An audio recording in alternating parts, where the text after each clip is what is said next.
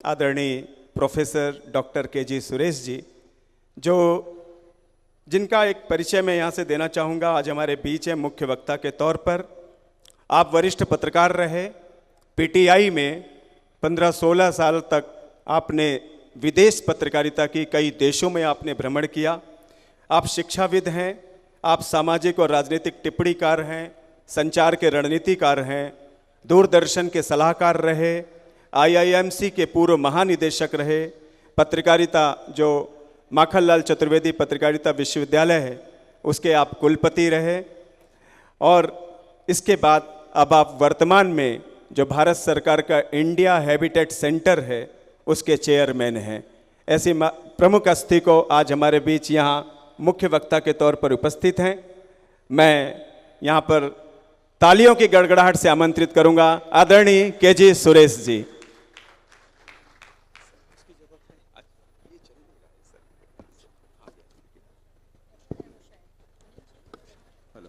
नहीं हो रहा है सर।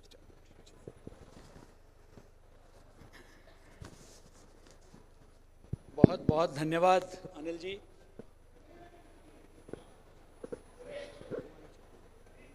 उसमें वो माननीय मुख्यमंत्री जी का जी।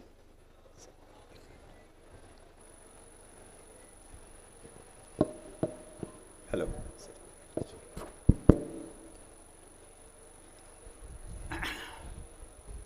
बहुत बहुत धन्यवाद अनिल जी। प्रदेश के यशस्वी मुख्यमंत्री आदरणीय विष्णुदेव साय जी,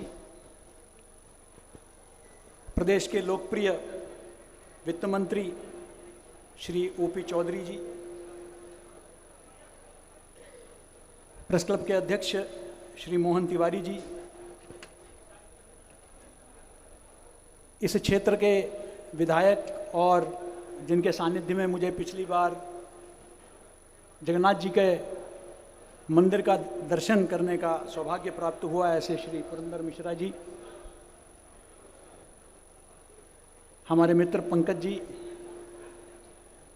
यहाँ उपस्थित मंच और सभा में उपस्थित सभी विद्वज्जन,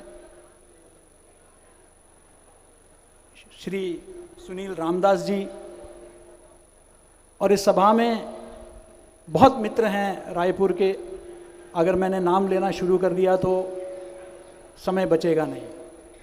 हम सब उतावले हैं माननीय मुख्यमंत्री जी को सुनने के लिए, तो मैं ज़्यादा समय नहीं लूँगा। मैं सर्वप्रथम आप सभी को हिंदी पत्रकारिता के 200 वर्ष संपन्न होने पर बहुत बहुत बधाई देता हूँ। ये हम सबके लिए सौभाग्य की बात है कि आज हम इस युग को अपने आंखों से देख पा रहे हैं। उदंत मार्तंड की जब स्थापना हुई, एक संघर्ष की कथा थी। आज भी वह संघर्ष उतना ही सार्थक और प्रासंगिक है। स्थापना हुई तो एक ध्येय वाक्य हम सबको पंडित जुगल किशोर शुक्ल ने दिया, हिंदुस्तानियों के हित हेतु। मुझे लगता है कि उनके बाद जितने भी हमारे स्वाधीनता सेनानी रहे, महात्मा गांधी से लेकर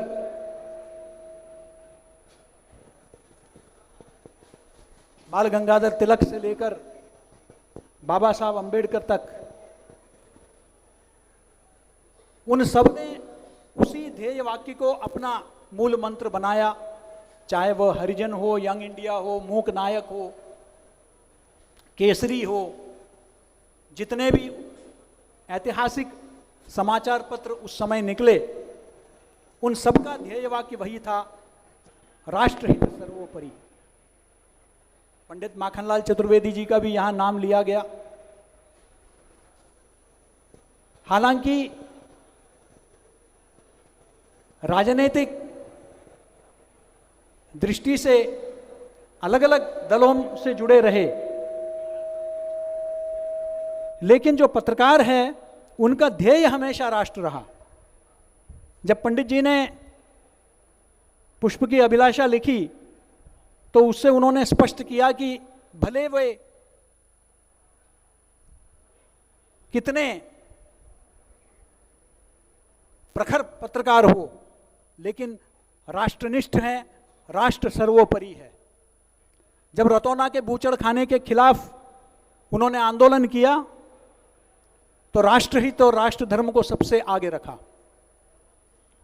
और वही पत्रकारिता आज हम सबको प्रेरित कर रही है। आजादी के बाद भी राष्ट्रहित को ही पत्रकारों ने सर्वोपरि रखा। आपातकाल के दौरान हमने देखा कि किन कठिन परिस्थितियों में रामनाथ गोयंका जी जैसे पत्रकार रहे, संघर्ष किया और प्रेस की स्वतंत्रता के लिए और देश के लोकतंत्र के लिए अपना सर्वस्व निछावर किया।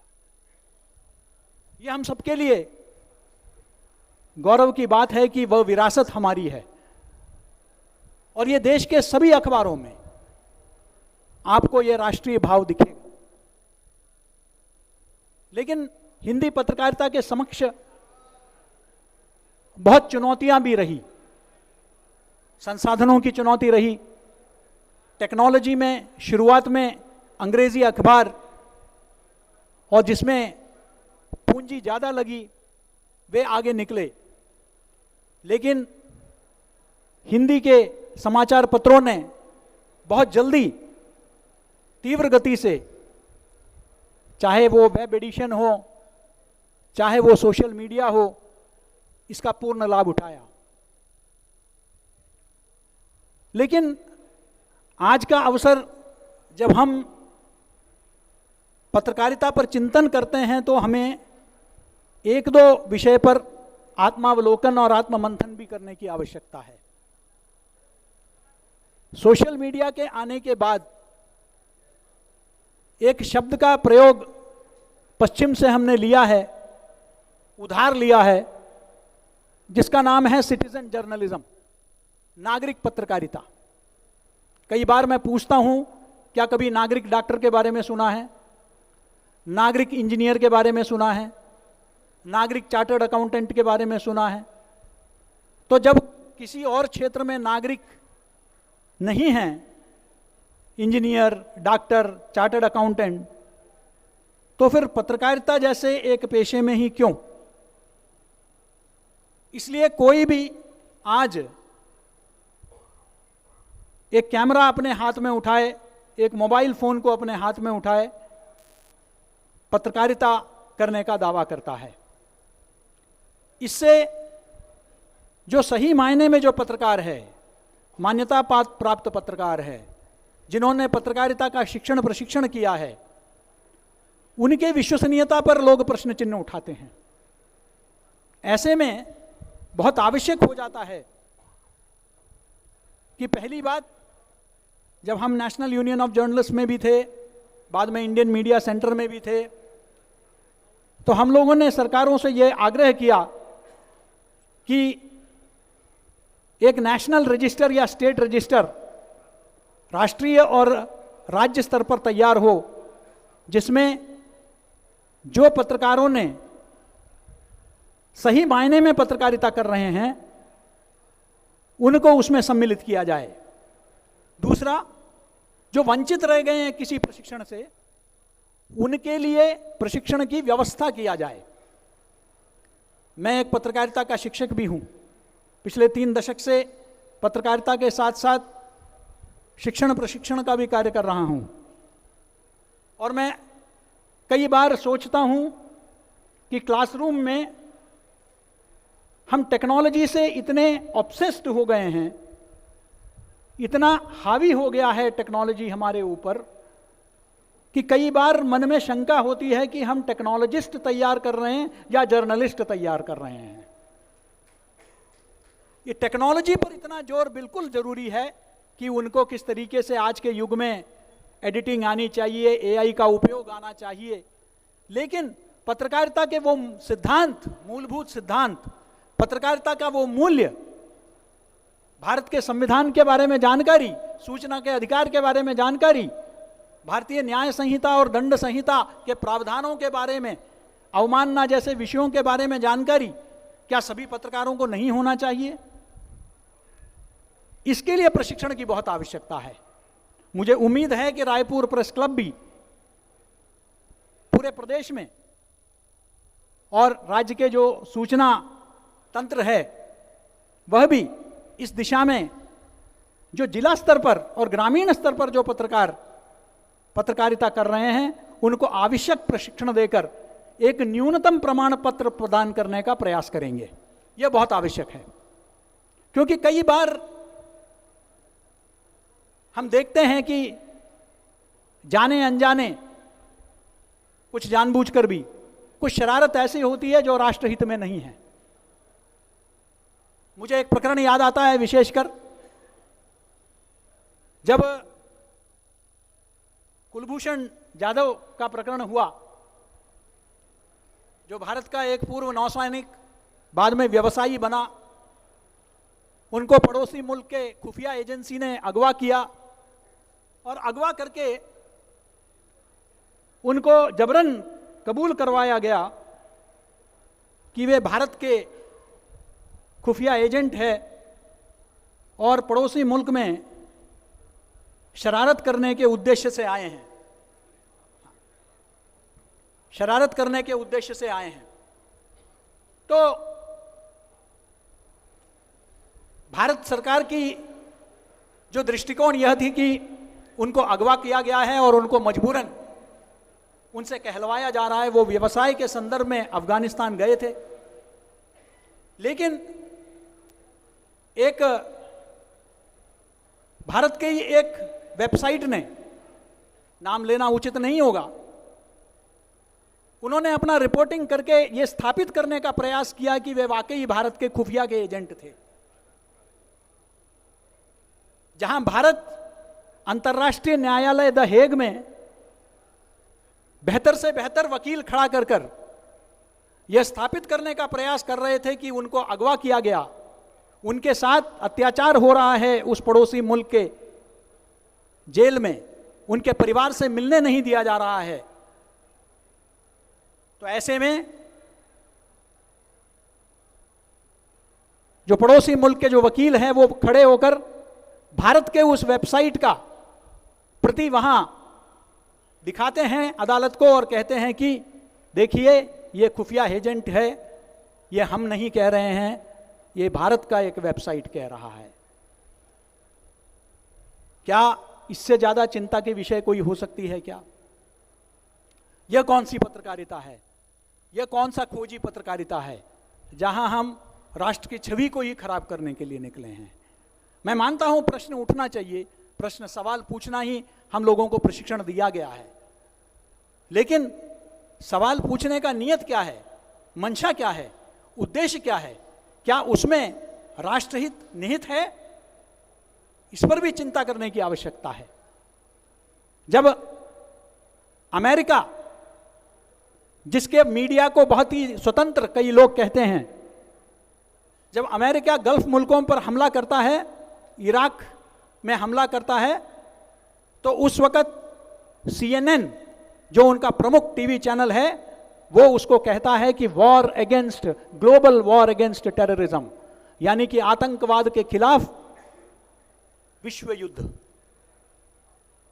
लेकिन भारत 1970 के दशक से पहले उत्तर पूर्व में, बाद में पंजाब में और उसके बाद कश्मीर में आतंकवाद से जूझता रहा, लेकिन उसको वही मीडिया आंतरिक विषय बताया, आंतरिक संघर्ष बताया। उन्होंने उस आतंकवाद को कभी पहचाना नहीं। लेकिन उनके वर्ल्ड टावर में, ट्रेड टावर में, वर्ल्ड ट्रेड सेंटर में हमला हुआ तो वो आतंकवाद हो गया। यह दोहरा मापदंड पश्चिम के पत्रकारिता में आज से नहीं दिख रहा है। जब फॉकलैंड्स का युद्ध होता है तो वही BBC जो पूरे विश्व में अपने आप को स्वतंत्र कहता है, वह BBC फॉकलैंड्स के युद्ध में अर्जेंटीन के खिलाफ जो ब्रिटेन की लड़ाई है उसमें ब्रिटेन का साथ देता है, अर्जेंटीन के पक्ष में एक शब्द नहीं बोलता है। फिर कौन सी निष्पक्षता की बात करते हैं? सभी देश के मीडिया अपने देश हित की बात करती है। इसलिए हमें यह बात अपने मीडिया कर्मियों को, विशेषकर युवा पीढ़ी को बताने की आवश्यकता है कि हमारे आंतरिक राजनीतिक मतभेद हो सकते हैं, लेकिन वो मनभेद नहीं होना चाहिए। चिंता है पत्रकारिता में तो ध्रुवीकरण की चिंता है, विचारों में मतभेद स्वाभाविक है, एक लोकतंत्र की ताकत है, लेकिन जब वो व्यक्तिगत मतभेद में परिवर्तित हो जाता है तब वह चिंता का विषय होता है। आज इस पत्रकारिता उत्सव, मार्तंड उत्सव में हम अपने गौरवशाली इतिहास के बारे में जरूर चर्चा करेंगे, हिंदी जगत के, हिंदी पत्रकारिता जगत के, लेकिन साथ ही साथ हमारे सामने जो चुनौतियां हैं उस पर भी चिंतन मनन करने की आवश्यकता है। अंत में ज़्यादा समय न लेते हुए मैं बस एक आध बात और कहकर अपनी वाणी को विराम दूंगा। एक विषय जिस पर खासकर युवा पत्रकार यहाँ जो मौजूद है, आपसे करबद्ध प्रार्थना है। हमारे समय में तो गूगल नहीं था। मैं कई बार कहता हूँ कि जिस तरीके से बीसी और एडी इतिहास में बताया जाता है, तो आज के युग में बीजी और एजी, बिफोर गूगल और आफ्टर गूगल की पत्रकारिता है। हम लोग बिफोर गूगल वाले लोग हैं। आज की पीढ़ी आफ्टर गूगल और आर्टिफिशियल इंटेलिजेंस की दुनिया के लोग हैं। लेकिन शोध, विषय के गहराइयों तक जाना, सतही विषयों से उठना, यह बहुत आवश्यक है। इसलिए युवा पत्रकारों को चाहिए कि वो विषय के गहराई तक जाए, गहन अध्ययन करें, और उसके बाद विषय पर, मैं खुद अपने अनुभव से, 3 दशक के पत्रकारिता के अनुभव से मैं बता सकता हूं कि कई विषयों पर जब सतही समझ थी तो उस बारे में दृष्टिकोण कुछ और था, लेकिन जब गहन अध्ययन किया तो उसी विषय के बारे में दृष्टिकोण बदल गया। इसलिए गहन अध्ययन करना बहुत आवश्यक है। शोध परख हमारी पत्रकारिता होना चाहिए, साक्ष्य आधारित हमारी पत्रकारिता होनी चाहिए। दूसरी बात, मैं कई बार देश भर में जब जाता हूं तो पत्रकार प्रबंधन के लोग, मीडिया प्रबंधन के लोग मुझसे मिलते हैं और कहते हैं कि सुरेश जी, आजकल के विद्यार्थियों में भाषा की समझ कम हो गई है। यह भी चिंता का विषय है। आज ट्विटर या एक्स की भाषा हम सुर्खियों में उपयोग करने लगे हैं। मुझे लगता है कि साहित्य से जो हमारा नाता टूट गया है, एक समय था जब देश के प्रभावशाली जो पत्रकार और संपादक हुआ करते थे वे साहित्यकार भी हुआ करते थे, जैसे मैंने पंडित जी का नाम लिया। लेकिन आज तो साहित्य पढ़ना ही छोड़ दिया है। मैं समझ सकता हूं पेशे की आपाधापी को, आज जिस तरीके से पत्रकारिता में समय की उपलब्धता नहीं है, लेकिन मैं समझता हूं कि भाषा पर जोर देना बहुत आवश्यक है।